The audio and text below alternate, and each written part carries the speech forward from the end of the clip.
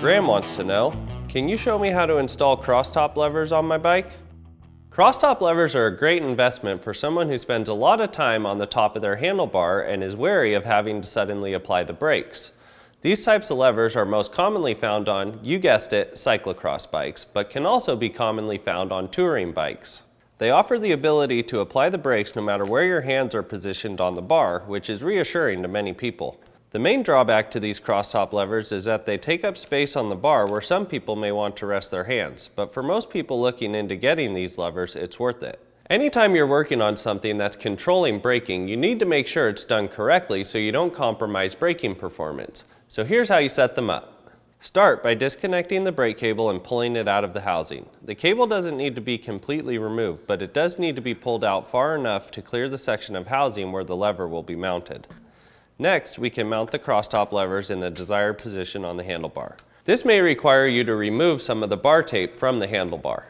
Once the levers are mounted to the bar, you'll need to cut the housing to fit into the housing guide hole on the lever.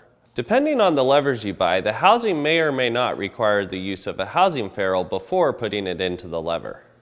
After the housing is cut to the proper length and put into the lever, you can connect the rest of the housing section you just had to cut. You may want to trim the housing a little to account for the added length that the lever applies. The added length, however, is pretty minimal, so it's not 100% necessary. Make sure the ends of the housing are cut cleanly and are free of any burrs that may interfere with the cable moving freely through the housing. This section of housing requires the use of another housing ferrule before putting it into the barrel adjuster built into the cross lever. Once the housing is inserted, pull the lever a few times to make sure that the housing isn't being obstructed or interfered with in any way.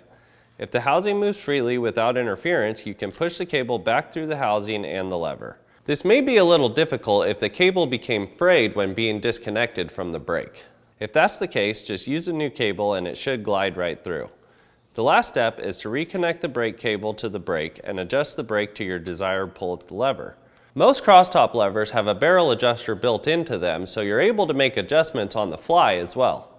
When you're getting the brake set up, it's important to check the pull on the main lever as well as the crosstop lever. The crosstop levers are meant to be a secondary form of braking, so set the cable pull on your main lever and then you'll just have to deal with the pull you get on the crosstop lever.